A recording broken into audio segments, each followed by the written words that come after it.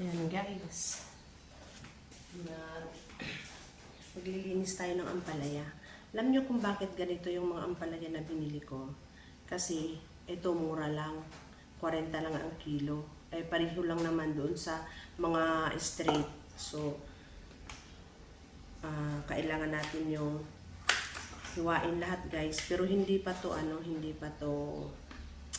tawag nito, hindi ko pa siya lulutuin. Kailangan lang siyang matanggalan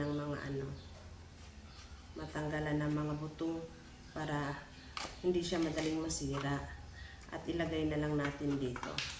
Ayan. So ganyan yung gagawin natin. Mura lang to guys, 40 lang ang kilo. Pero guys, bago ninyo yun hiwain, kailangan muna na hugasan nyo muna siya para pagka nagluto kayo, hindi nyo na kailangan maghugas, kasi sa ampalaya, hindi maganda pagka na huhugasan mo siya na nabiak na gayat na. So dapat hugasan muna bago siya hiwain. Ayan. Tatagal ang buhay nito guys, hindi katulad ng yan, pagka buo lang ilagay mo siya sa sa ref, madali pa rin siyang masira. Ito hindi siya madaling masira kasi ang ng padaling pagkasira yung mga buto niya sa ilalim, kasi nahihinog to, kasi kahit nandiyan sa loob ng ref nahihinog siya. So pag nahinog na siya, lalambot na yung pinakaampalaya na niluluto natin. Kaya dapat ganito yung gawin ninyo guys. Tapos ayan, kukuha na lang kayo, tapos maghihiwa na lang kayo. Namalingki kasi kami kanina at pinamalingki namin Siyempre, kasya lang sa aming dalawa, mag-asawa, dalawa lang naman kami dito. Pero marami namang blessing na binibigay si Jesus. Diyan yung mga kapatid ng asawa ko, lagi nagbibigay sa amin ng mga ulam. Ayan. Kaya masaya, sobrang masaya. Yan, diba? Puro sila mga baluktot, wala silang tuwid. Kaya lang, pareho lang yung ampalaya pa din. Kaya lang yung iba, magaganda nga, tuwid. Mahal naman. So, ngayong panahon na to guys, maging clever tayo dun sa ating bibilhin. Hipag ko nga O, diba?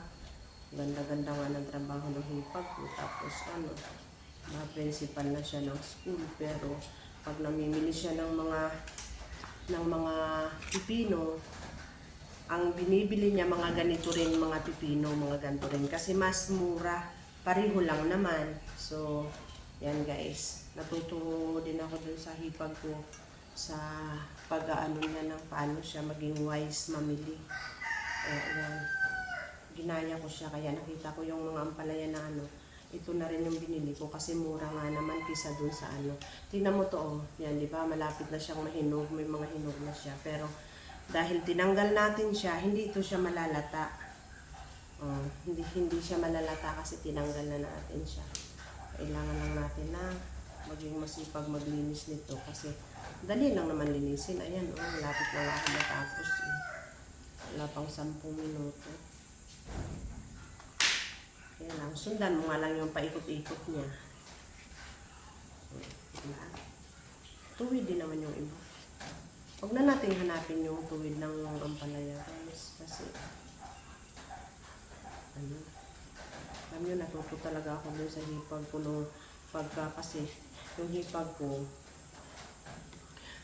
minsan ko lang yan makasama pumunta ng palengke, kasi hindi talaga yan nagpupunta sa palengke, kasi sa dami ng mga kaibigan niya, matapos na lang ang palengke, hindi pa yan nakakabili ng mga bibilhin niya. Ganon, sa dami niya mga friend. Hindi naman pwedeng isnabi niya yung mga friend niya. Kaya, nung minsan na nakasama ko siya, namili kami namalengke kami. Nakita ko siya kung paano siya mamalengke. Kaya ayun, nagkaroon din ako ng idea. Ang galing-galing niyang mamalengke. Hindi siya kahit sabihin na natin na kaya niyang bumili ng mga tuwid na pipino, tuwid na mga ampalaya, pero hindi yun niya ginawa, kasi nagiging practical siya, at nagiging wise doon sa pagbabudget niya. O, diba? Ang galing ko, guys. Kaya dapat matuto din kayo. Kasi ito yung natutunan ko sa kanya. Kaya sobrang happy ako dahil bawat ano natin, may matututunan tayo. Kaya kailangan nga lang natin i-apply natin sa sarili natin yung ano, para maging wise din tayong katulad nila. Diba? Good wise. Wais ini. Diba? Kaya, diba? Ang saya-saya ko kasi ang dami kong ampalaya. Paborito ko kasi din ang ampalaya. Lalagyan mo lang ng itlog, madali na siya matapos. Napakasimple lang niyang luto. Hindi na maraming sahog, hindi na maraming pero masarap siya. Sarap talaga to.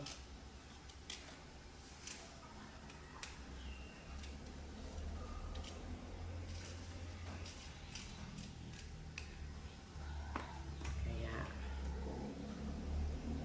tipid ng magiging wise tayo dito sa loob ng tahanan at saka sa pamamalingki natin. Kanina nga namalingki kami, magkano lang yung pinamalingki namin. O diba? May sukli pa yung aking pinamalingki. O diba kanina pa tayo wala pa tayo nakuhang bulok na ampalaya. Lahat sila maayos. Kaya nga lang, kulot-kulot sila. Kaya guys, pagka bumili kayo ng ampalaya, yung mga kulot na rin ang bilhin nyo. Huwag na kayong kukuha ng mga nakariband. Kasi mahal yun. Mahal talaga pagka rebanded na yung kukunin natin. Kaya dapat, tingnan nyo. O, diba? Kulot na kulot. O, diba? Para-paraan lang yan guys. Makukuha din yan sa maayos na usapan. Ayan o. O, diba? Okay na.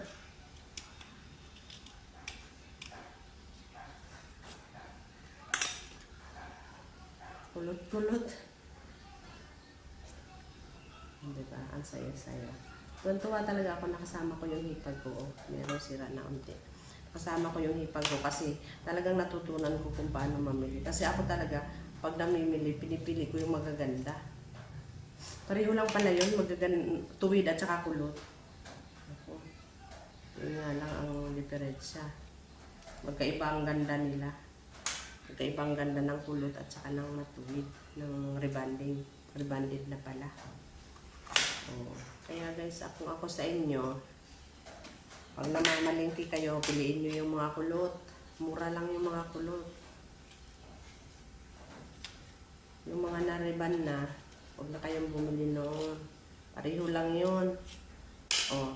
Yun ang magsasabi na kulot yan. Yan diba? Fresh na fresh yung ampalaya. Tapos,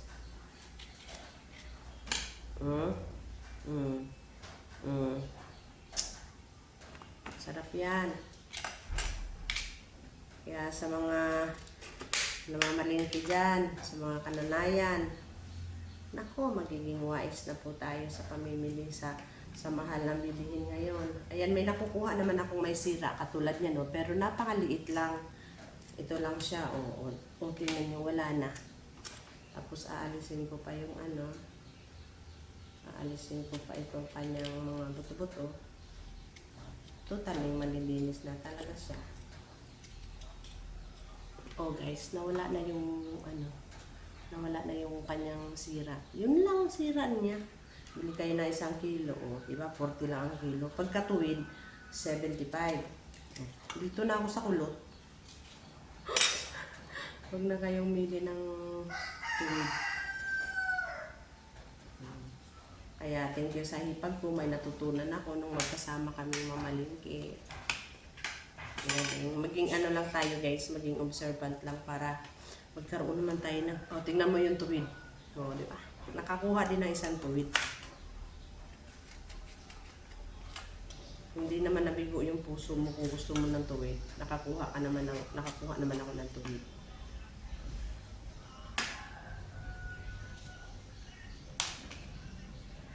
Ayan.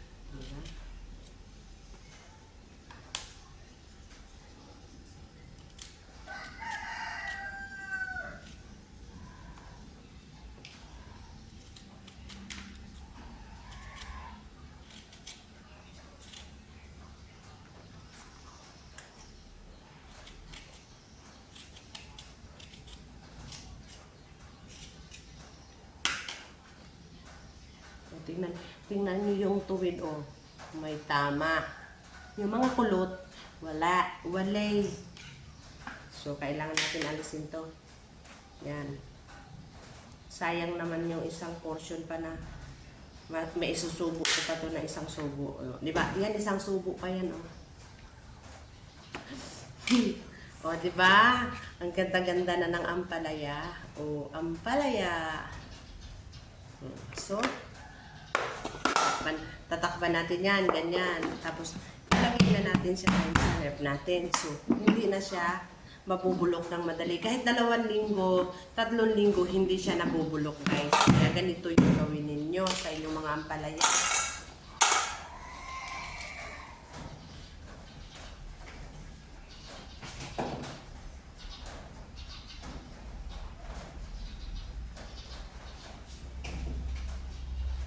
Meron pa pala akong gagawin, guys, yung ang atin namang hihiwain ay yung upo. Kailangan natin balatan. Kasi pagka hindi, wait lang, punasan lang natin kasi mukha lang pulog yung ano dito. Sa anak ko pa naman ito.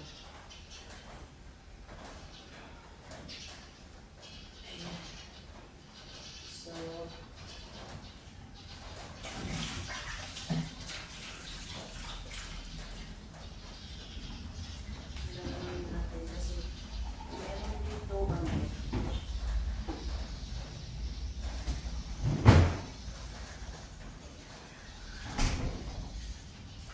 ano to, guys, upo. Laki-laki niya kasi. Bigay naman to ng hipag ko. Kaya ngayon kakatayin natin ito. Malit yung kutsilyo ng pangkatay. Ito yung rapat. So, para hindi siya lalong magulang, kailangan na natin siyang gawin ng katulad nito. So, lahat ng mga gulay natin kailangan ready na siya para hindi na siya masira. Sayang naman yung, guys, bili tayo ng bili tapos masisira lang, di ba? Kasi ito, malapit-lapit na to kasi tingnan nyo, guys, yung ano niya, di ba? Ano na, so kailangan na lang natin tanggalin yung kanyang mga buto at atin ang hiwa-hiwain. Balatan natin at hiwain para hindi na nga siya magkaroon ng chance na maging magulang pa siya. Ito, guys, pwede ninyong hugasan. Pwede ninyong hugasan bago ano nyo lang, ipatigisin nyo lang. Tapos, pwede niyo inalagay na sa container para hindi siya magkaroon ng tubig at hindi siya mangangamoy. Kasi minsan,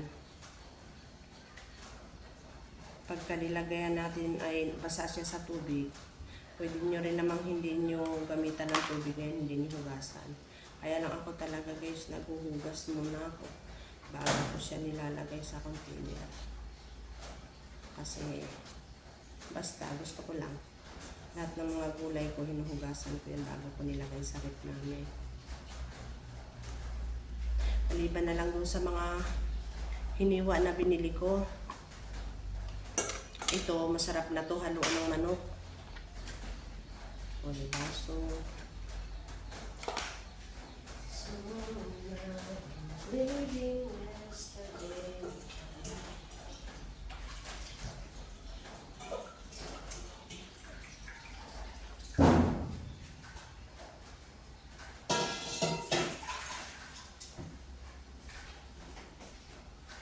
Para malaman na siya at nahugasan na. So, ako maliliit akong maghiwa ng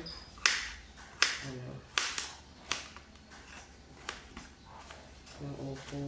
Kasi gusto ko yung upo madaling maluto.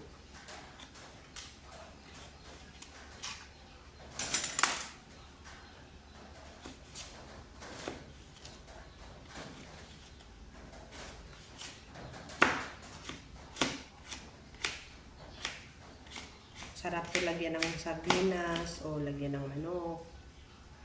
Pero may gagawin akong masarap dito, guys. Mas gusto ko yung gusto kong lutuin dito sa kanya. Gigisa lang to guys, pero gusto ko lang tuyo yung pagkakagisa, hindi siya walang sabaw. Ayoko nang may sabaw.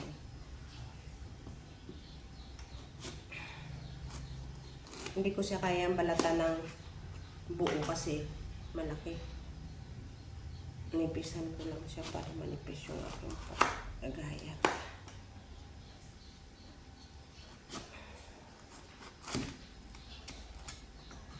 Yan, ito yung trabaho ng aking mga kamay. Pagka galing sa palengke, hindi pa ako natatapos yan hanggang maghapon kasi okay lang yun magkalat yung buong kabahayan ko basta wag lang ang kusina. Pagka kusina na yung nagkalat, sad na ako nun. Pero yung kabuhan ng kabahayan, bahala yan dyan.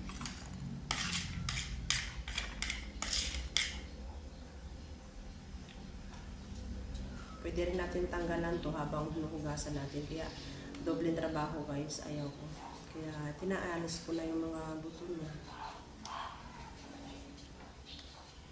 Hindi ako marunong magbalat ng paganon. Paatras. Lagi akong magbalat pasulong. Yun, gano'n.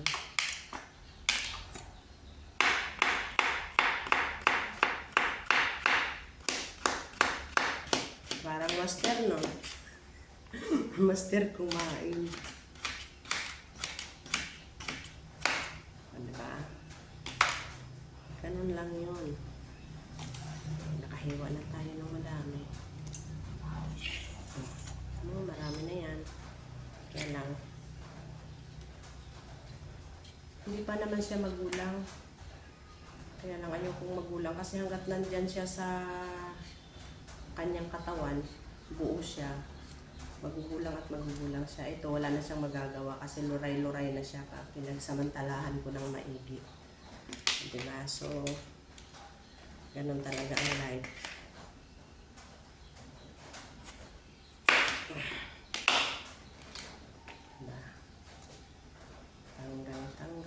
Tanggal ng ayun. Masipag kasi ako pagdating sa kusina. Sa kusina at sa kwarto. Ayun.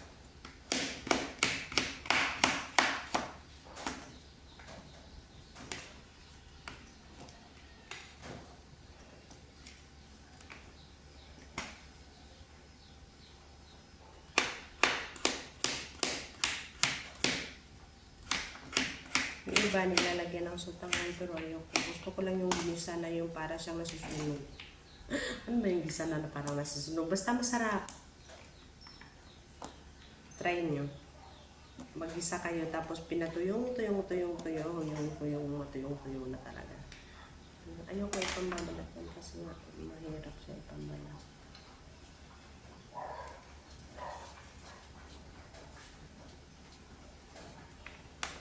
Ito madali lang kasi gamitin pambalat ito. Yung hipag ko, masipag yan magdala ng mga kung ano-ano. Kasi yung asawa niya, pagka namimingwit, yan, dadala naman ng bibigyan naman kami ng mga ista, may lapu-lapu pa. Diba? Saan pa kayo nun? Tapos, mas sipag magdala ng mangga yan sa akin. Alam niya, paborito ko yung lalo na yung kay Mito. Pag may kay Mito yun, nagdadala lagi yun. Sipag ko na yun kasi nga paborito ko yun kay Mito. Hindi ko na papangalanan yun guys kasi for privacy.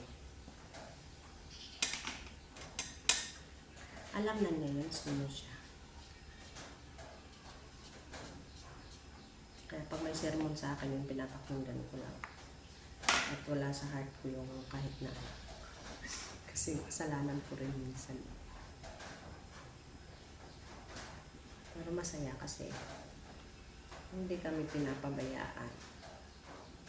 Andun yung talagang tulong to the max. Kaya sa'yo hipag ko, mahal kita. Gagayat lang ng upo, nag-iimot pa eh. Kasi sa kanya kasi galing to, oh. Tingnan nyo yung mangga guys. Galing sa kanya yan, hiniwa niya pa. Ano ngayon ang masasabi nyo dyan? Binalatan niya, hiniwa pa. Meron kayo niyan, meron kayo hipag na ganyan. Kulang meron mo. Kaya wag na kayo dyan. Wag na kayo, asa pa kayo.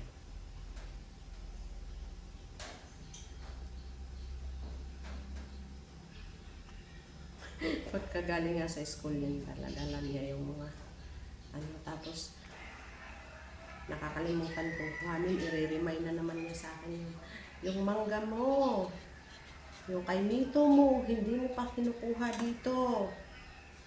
Naalala ko na po, kay Mito pala ako dun, samantalang naghahanap na makakain na kay Mito. Kasi nga, one of my favorite fruit. Naiisip ko na lang na meron pa pala kay Mito doon. Sabi niya, sana nilagay mo yung sari para malamig at masarap kainin. Diba, lab na lab ako. Alam mo lang, no?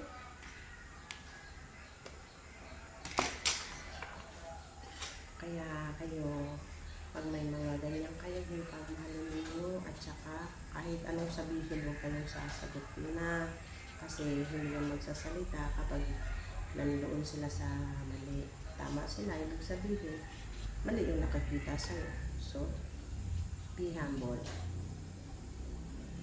Diba? Nang dahil lang sa upo, natuto akong magbalat. Kasi naman eh. Tapos guys, mamaya, meron ako ipapakita sa inyo na ayan guys, so, nahinog na siya, hinog. So, ang gagawin natin dahil marami tayong nyug, gagataan natin yan.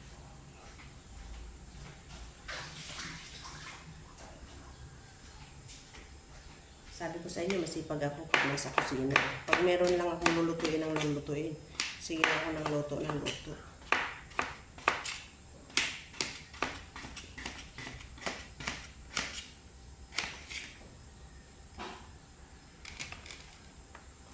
Bakit nga ba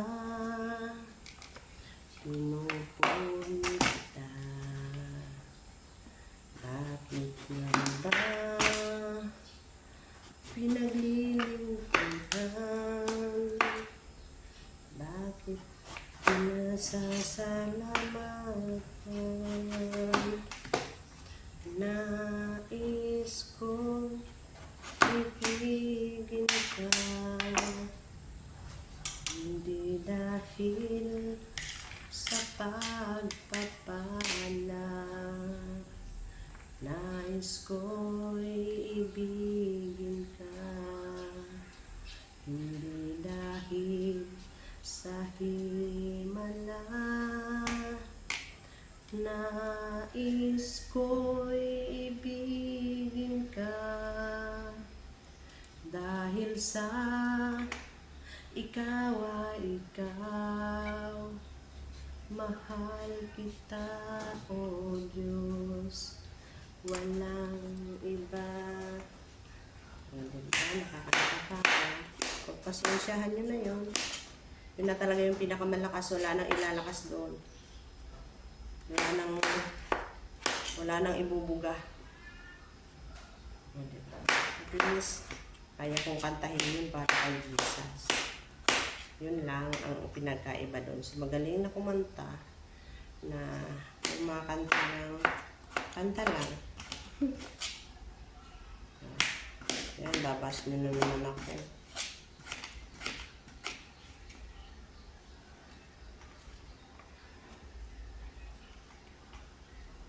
Tapos, natutunan kong kantahin yung compose na kanta ng aking mga kasamahan sa church na sa biyaya mo, Diyos, ako'y nagtitiwala, umaasa at nananampalataya, pagkat ikaw ay walang katulad, Diyos noon hanggang ngayon. Ikaw ang Diyos noon hanggang ngayon. Di ka nagbabago sa habang panahon. Sa bawat problema, Diyos ang kasama. Huwag ka lamang susuko. Tiwala ka lang. Tiwala ka lang sa Diyos. Pero yun yung second stanza, hindi ko siya ma-memorize. Hindi ko matandaan. Ay, ito ang second stanza.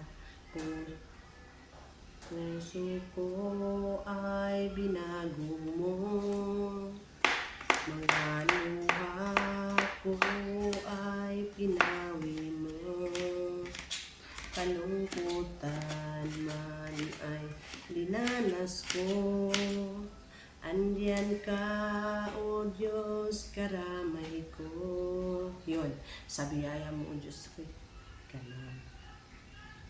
Ano ba yun? Kalimutin ko kasi yun. May ano pa yun? May rap.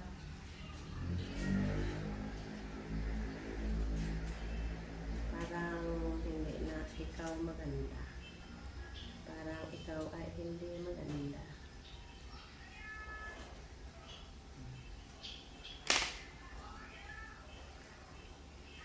Keep thanks in the grave.